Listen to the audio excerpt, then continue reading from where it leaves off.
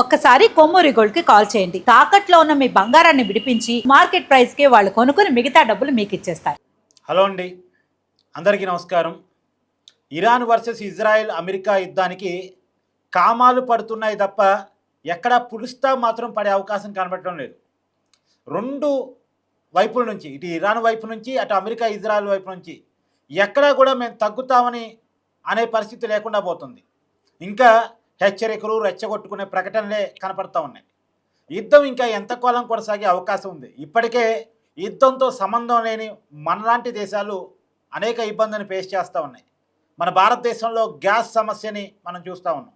మరి ఈ సమస్యలకి పరిష్కారం ఎక్కడా, యుద్ధానికి అంతం ఎక్కడా మాట్లాడుకునేటువంటి ప్రయత్నం చేద్దాం. నాతో ఉన్నారు ప్రముఖ సామాజిక, రాజకీయ, అంతర్జాతీయ వ్యవహారాలకి సంబంధించి విశ్లేషణ అందించేటువంటి పెంటపాటి పుల్లారావు గారు. సార్ నమస్కారం. సార్ నమస్కారం. సార్ ఏంటి సార్, మన దేశం గ్యాస్ సమస్యను ఎదుర్కొంటా ఉంది, ప్రపంచం మొత్తం ఎంతో కొంత చమురు సమస్యను ఎదుర్కొంటా ఉంది. అయినా సరే యుద్ధానికి మాత్రం పులుస్తా పడటం లేదు. ఈ యుద్ధానికి పులుస్టాప్ ఎక్కడ, ఈ సమస్యలకి పరిష్కారం ఎక్కడ అంటే ఏం చెప్తారు? ఒకటే, యుద్ధం స్టార్ట్ అవ్వాక ఆగుతుంది, ఎలాగెళ్తుంది ఎవరు చెప్పలేరు. ఇక చిన్న విషయం జ్ఞాపకం చేసిన, మే 2025లో సింధూర్ యుద్ధం 2 రోజులతో ముగించారు మన గవర్నమెంట్. నాలాంటి వాళ్ళు చాలా ఆనందపడ్డాం. చాలా మంది ఇంకా చేయాలి, వాళ్ళు అన్చేయాలి, పాకిస్తాన్ ఆక్యుపైడ్ కాశ్మీర్ ఆక్రమించిన ఇవన్నీ జరిగే పనులు కాదు. అది లక్కీగా మనకి 48 గంటల్లో యుద్ధం అయిపోయింది. ఎంత సాధించాం ఫినిష్. ఇక్కడ ఏమైంది, స్టార్ట్ అవ్వాక ఎవరు వదలట్లేదంటే ఆల్రెడీ ఒక సైడ్ ఓడిపోతుంది. మీరేమి దాంట్లో మీరు అనుమానం అక్కర్లేదు. కానీ ఓటమిలో సేవ్ చేసుకుందామని ఇరాన్ ప్రయత్నం. ఇరాన్ చేసిన గ్యాంబుల్ ఏంటంటే మళ్ళీ అటాక్ చేయరు, అంత ధైర్యం ఉన్నదా అని చేశాక వాళ్ళు చేసే పని ఏంటి, అమెరికా ఇజ్రాయెల్తో వాళ్ళ దగ్గర ఉన్న వేల బ్యాలిస్టిక్ మిసైల్స్, అలాంటి మిసైల్ వాళ్ళ దగ్గర ఉన్నాయని ఎవరు అనుకోలేదు. అంత నెంబర్ ఉన్నది. అక్కడ పొరపాటు ఇజ్రాయెల్ అమెరికా చేశారు, ఆరోపిస్తున్నారు. కానీ అన్నిటికంటే నా వ్యూలో పెద్ద తప్పు చేసింది ఏంటంటే ఇరాన్ ఆ పక్క దేశాలు, ముస్లిం దేశాలు అందరినీ అటాక్ చేయటం. ఇప్పుడు ఏమవుతుందంటే యుద్ధం రేపో మాపో వారం 10 రోజుల్లో అయిపోతుంది. ఎందుకంటే ఇది సైన్యాలతో చేసే యుద్ధం కాదు. యుక్రెయిన్, రష్యా సైన్యాలు చేస్తున్నారు, మనుషులు చేస్తున్నారు, రోజుకు 1000 మంది చచ్చిపోతున్నారు అక్కడ. ఇది మషిన్లతో చేస్తున్నారు. ఇప్పుడు ఆల్రెడీ ఈ యుద్ధం చాలా మంది అనుకోరు, ఏదో 1 బిలియన్ 2 బిలియన్స్ అవన్నీ అనుకుంటారు. 100 బిలియన్స్ ఖర్చు అయిపోయింది. మూవ్మెంట్కి, టైంకి, వేస్ట్కి, లాస్కి 200 బిలియన్స్ 300 బిలియన్స్ అయిపోతుంది. సో ఇది వేరే రకమైన యుద్ధం. ఆగిపోయాక ఎలా ఆగుతారు? ఆగిపోయాక చాలా మంది ఇరాన్ బాంబులు ఉన్నాయి, ఓడిపోలేదు, లేకపోతే ఇరాన్ గవర్నమెంట్ ఉన్నది, అది కాదు. పెద్ద మార్పు వచ్చేస్తుంది యుద్ధం ఆగాక. మెయిన్ మార్పు ఏంటంటే 56, 54 ముస్లిం దేశాలు ఉన్నాయి, వాళ్ళందరికీ ఒక ఆర్గనైజేషన్ ఉన్నది. అది ఇప్పుడు ఇరిగిపోతుంది కదా. ఇరాన్తో ఎలా కూర్చుంటారు? ఇరాన్ సపోర్ట్ చేసే వాళ్ళు ఎలా కూర్చుంటారు? ఇరాన్ వాళ్ళ దేశాలు అటాక్ చేసింది, వాళ్ళ మెయిన్ బిజినెస్ పాడు చేసేసింది. సో ఎంత పెద్ద మార్పు వస్తుంది యుద్ధం ఆగాలి. చాలా మంది ఆ మార్పు, పెద్ద యుద్ధాలు అవ్వాక పెద్ద మార్పులు వస్తాయి. ఆ మార్పులు 1వ ప్రపంచ యుద్ధంలో చూసాం, 2వ ప్రపంచ యుద్ధంలో చూసాం, ఆఫ్ఘన్ వార్ 20 సంవత్సరాల తర్వాత చూసాం, వియత్నాం వార్ 1955 నుంచి దాదాపు 70 వరకు చూసాం. 15 సంవత్సరాలు పెద్ద మార్పులు వచ్చిన తర్వాత ప్రపంచం మారిపోతూ వస్తుంది. సో ఇది కూడా పెద్ద మార్పు వస్తుంది నా అంచనా. ఎప్పుడు ఆగేది అని కాదు, ఆల్రెడీ ఆగినట్టు లెక్క. ఇంకా పెరిగితే పెరగచ్చు, పెరిగకుండా అమెరికా పెద్ద బాంబులు వేస్తుంది అని జరుగుతాయి. కానీ మార్పులు, రాజకీయ మార్పులు, జీవన మార్పులు మాత్రం పెద్దగా వచ్చేస్తాయి. దాంట్లో మీకు మీరు డౌట్ పడక్కర్లేదు. సార్, మన దేశంలో నడుస్తున్నటువంటి గ్యాస్ కొరత సమస్య ఎలా చూడాల్సిన పరిస్థితి కనపడతా ఉంది? హోటల్ బిజినెస్, రెస్టారెంట్ బిజినెస్ ప్రధానంగా ఇబ్బంది పడతా ఉన్నటువంటి విషయం మీరు చూస్తూ ఉన్నారు. ఒకటి, అది గవర్నమెంట్ తప్పు. గవర్నమెంట్ ఎప్పుడైతే గల్ఫ్లో ఈ గొడవలు అవుతున్నాయో, గొడవలు మొదలు పెట్టక ముందు 1 నెల బట్టి డ్రామా జరుగుతుందో, వాళ్ళు ఇమీడియట్గా ఈ యుద్ధం స్టార్ట్ అవుతే ఏమేమవుతాయి వాళ్ళు ఆప్ చేస్తారు. ఆ హార్మోస్ జలసంధిని ఆఫ్ చేస్తారు. ఆ మాత్రం తెలీదా? ఒక నెలన్నర 2 నెలల బట్టి జరుగుతుంది. అలాంటి టైంలో ఏం చేయాలి? గ్యాస్ ఆగిపోతుంది, పెట్రోల్ ఆగిపోతుంది. ఎన్నో దేశాల దగ్గర గ్యాస్ ఉన్నది, ఖతారే కాదు, నార్వే దగ్గర ఉన్నది, ఆస్ట్రేలియా దగ్గర ఉన్నది, అమెరికా దగ్గర ఉన్నది, రష్యా దగ్గర ఉన్నది.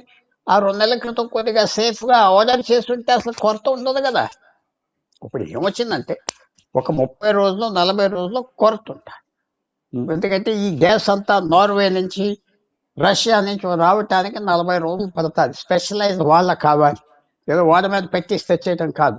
సో ఆ టైం, ఆ 40 రోజుల్లో షార్టేజ్ మనం ఎక్స్పీరియన్స్ చేస్తామంటే మన ప్రభుత్వం తప్పు అంచనాలు వేసింది. అంచనాలు ఏమీ వేయలేదు.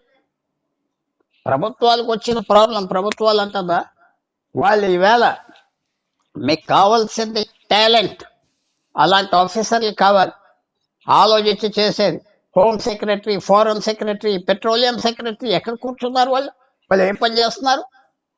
ఇది ఈ మాత్రం ఎదురు చెప్పలేకపోయారా? ఇది గవర్నమెంట్ ఫెయిలియర్.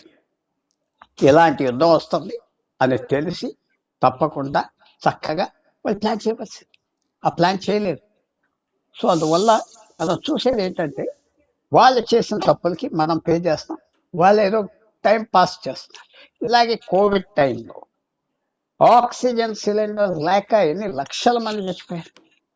ఎందుకు లేవు ఆక్సిజన్ సిలిండర్? ఆఖరికి హాస్పిటల్కి ఒక చిన్న ఫ్యాక్టరీ ఉండాలి, ఆక్సిజన్ ఫ్యాక్టరీ అని ఎందుకు కండిషన్ పెట్టలేదు? అది ప్రాబ్లం. ఇవాళ 2 లక్షల పెట్రోల్ పంపులు ఉన్నాయి. ఆ 2 లక్షల పెట్రోల్ పంపులో స్టోరేజ్ కొద్దిగా పెంచి ఉంటే అసలు స్టోరేజ్ కొరత ఇంకో నెల లేదే. అవన్నీ ఆలోచించాలి. అది మీ ఉద్యోగం, నా ఉద్యోగం కాదు. ప్రభుత్వానికి అప్పచెప్పాం, మొత్తం మన జీవితం మీద వాళ్ళకి హక్కు ఉన్నది. వాళ్ళు ఎవరేం పని చేయట్లేదు, వాళ్ళ ఫెయిలియర్. చక్కగా మీడియా హైలైట్ చేస్తుంది కాబట్టి ఇది చాలా మంచిది, చాలా మంచిది. కానీ తప్పెవరు చేశారు? ఆ మంత్రుల్ని, ఆ ఆఫీసర్ని తీసేయాలి. తీస్తారా ఈ దేశంలో? అమెరికా లాగా, ఇంగ్లాండ్ లాగా తీయరు. ఎందుకంటే వాళ్ళు చుట్టూరా పొగుడుదారులుగా ఉంటారు, ఆ పెద్ద మనుషుల చుట్టూరా. అది తీరు, ప్రజలు సఫర్ అవుతున్నారు. చాలా పెద్ద ఫెయిలియర్. ఇది ఒక జడ్జిమెంట్ ఫెయిలియర్. రాత్రి అడవిలోకి వెళ్తారా? పులులు తిరుగుతున్నాయంటే వెళ్ళరు కదా. ఒక సామాన్యుడు వెళ్తాడా? ఆ పాపికొండలో అక్కడ పులులు తిరుగుతున్నాయని ఎవడో వెళ్ళలేప్పుడు. వీళ్ళకి ఆ మాత్రం కూడా తెలియలేదు, మళ్ళీ ఇబ్బంది పెట్టారు. షార్టేజ్ ప్రపంచంలో ఉంది. ఈవేళ 30 సంవత్సరాలకి తేడా ఏంటంటే 30 సంవత్సరాల క్రితం చమురు షార్టేజ్ ఉండేది, ఈ సంవత్సరం ఇప్పుడు లేదు. కెపాసిటీ షార్ట్ అవుట్ కావడానికి ఎన్ని రోజులు పట్టింది అంటారు మీ అంచనా ప్రకారం? ఈ ప్రాబ్లం సొంతంగా నిలబెట్టవచ్చు. ఎందుకంటే simple rule, Norway, Australia, Russia, America నుంచి వాడ రావాలి. వాడ ఇక్కడ రావటానికి 35 రోజులు పడతాయి. కానీ ఇంతట్లోకి కొన్ని విధాలుగా మన దేశంలోనే రిఫైనరీస్ ప్రొడక్షన్ పెంచారు కాబట్టి ఒక వారం రోజుల్లో రిలీఫ్ వచ్చేస్తా. రిఫైనరీస్ పెట్రోల్ డీజిల్ తగ్గించారు, గ్యాస్ ఎక్కువ ప్రొడ్యూస్ చేస్తే వారం రోజులు పడతాయి. వారం రోజుల్లో ఇది ఎత్తేస్తారు, ప్రాబ్లం ఉండదు. భారతదేశానికి అదృష్టం, అంత రిఫైనింగ్ కెపాసిటీ ఉండాలి. ఆ రిఫైనరీస్తో మనం ఆయిల్ ఎక్స్పోర్ట్ చేస్తాం. సో అది గవర్నమెంట్ ఇచ్చిన ఆర్డర్స్ ప్రకారంగా ఆ రిఫైనరీస్ అన్ని గ్యాస్కి ఇంపార్టెన్స్ ఇవ్వమన్నారు, చేస్తారు. ఆ గ్యాస్ తయారు చేయాలి, చేసి ట్రాన్స్పోర్ట్ చేయాలి, ప్యాక్ చేయాలి. సో వారం రోజులు అనుకుంటాను, ఆ వారం రోజుల నుంచి రిలీఫ్ వస్తారు. అంటే ఇప్పుడు ఈ యుద్ధానికి కూడా సరే ఎక్కడ పులుస్తా పడిద్దని మీరు అనుకుంటున్నారు? దేనికి? గ్యాస్ కా దేనికి? మామూలుగా యుద్ధానికి అసలు పూర్తిగా అమెరికా యుద్ధానికి అప్పుడే చెప్పలేం. ఇరాన్ 3 కండిషన్లు పెట్టింది. ఒకటి, మా దేశానికి ఉన్న హక్కులు ఉండాలి, అంటే మేము బాంబులు తయారు చేయం కానీ అణు ఎనర్జీ మేము చేసుకుంటా ఉండాలి. అమెరికా, యూరోప్ ఏమంటున్నారంటే అణు ఎనర్జీ దేనికి, నీకు బాంబులు తయారు చేసుకోవటానికి 10 రోజుల్లో తయారు చేసుకుంటామని డెవలప్ చేసి, అదో పెద్ద పాయింట్. రెండోది, మా దేశాన్ని డ్యామేజ్ చేసిన దానికి డబ్బు ఇవ్వాలంటారు, అవతల పోమంటారు. మూడోది, అమెరికన్ బేసెస్ అన్ని ఎత్తేయాలి పక్క దేశాల్లో అంటే వాళ్ళు ఎత్తారు. ఎందుకంటే పక్క దేశాలకి ఇరాన్ నమ్మరు కదా, మళ్ళీ యుద్ధం చేస్తే ఏమైపోతారు. సో ఇరాన్ ఆ పాయింట్స్ అడుగుతుందంటే తెర వెనకాల టాక్స్ జరుగుతున్నాయి. మధ్యదారికి వస్తారు. అమెరికా కూడా, ట్రంప్, ఇజ్రాయెల్ వాళ్ళ వ్యూ ఏంటంటే ఈ అవకాశం వదలకూడదు, ఇరాన్ మనకు దొరికింది, మళ్ళీ యుద్ధం చేయలేం, ఈసారి చేసేద్దాం. ట్రంప్ కూడా నిన్న మొన్న ఏమన్నాడు, మేము ఊరుకుంటున్నాం, లేకపోతే ఇరాన్కున్న ఆయిల్ రిఫైనరీ అన్నీ పాడు చేసేస్తాం. తెహరాన్ పూర్తిగా బాంబు చేసేస్తాం, చేతులు లేరు అన్నారు. మరి ఇరాన్ తగ్గకపోతే ఆ పనే జరుగుతుంది, థ్యాంక్ యూ ఇంకా సార్. యుద్ధం పెరగచ్చు. Thank you sir. Thank you.